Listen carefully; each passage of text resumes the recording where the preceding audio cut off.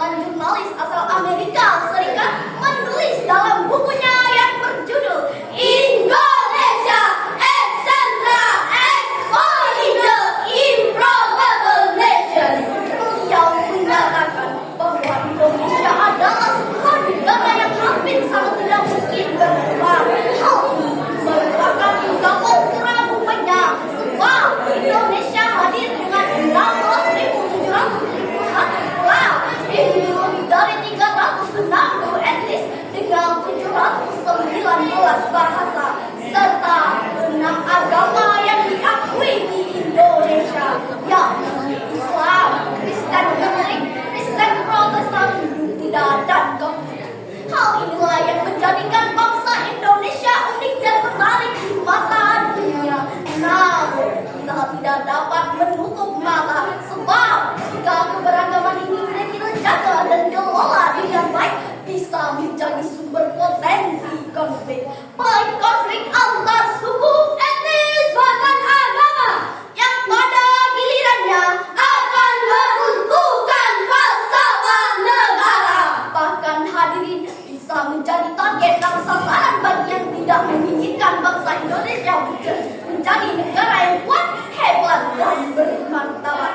Tentu sangat berbahaya bagi tegaknya nilai persatuan dan kesatuan serta kerukunan umat beragama. Kita umat Islam Indonesia sebagai mayoritas penduduk negeri ini tentu harus mengerti dan memahami konsep keberagaman agar kita bisa menjadi garda terdepan sehingga kita dapat menjadikan keberagaman sebagai pemersatu bangsa. Sebagaimana semboyan kita, Bhinneka Tunggal Ika, berbeda-beda tapi tetap satu jua. Timbul pertanyaan bagaimana sikap kita dalam menghadapi kehidupan yang penuh dengan keberagaman ini. Sebagai jawabannya, merawat kerukunan umat beragama dalam bingkai kebinekaan adalah judul syarah yang akan kami sampaikan dalam landasan firman Allah dalam Al-Quran surah Al-Hujurat ayat 13.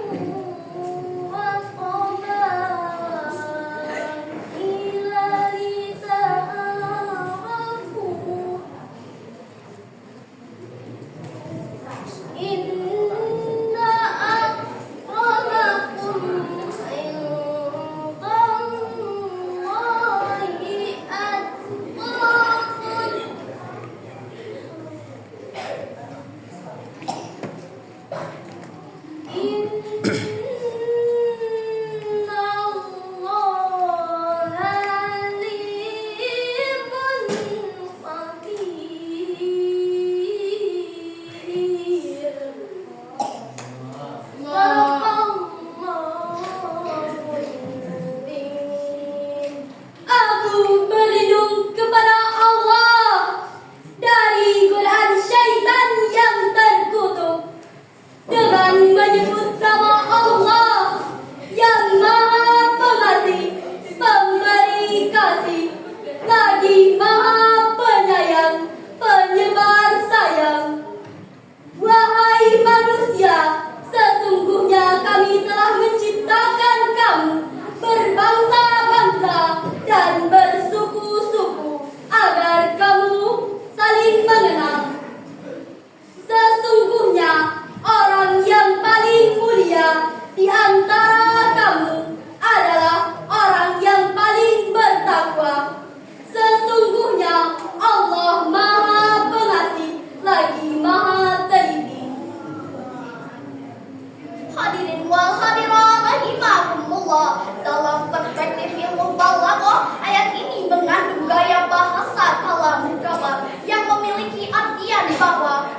Manusia diciptakan dengan beraneka ragam. Meskipun begitu, semuanya memiliki harkat, martabat, dan derajat yang sama di hadapan Allah Subhanahu wa Ta'ala.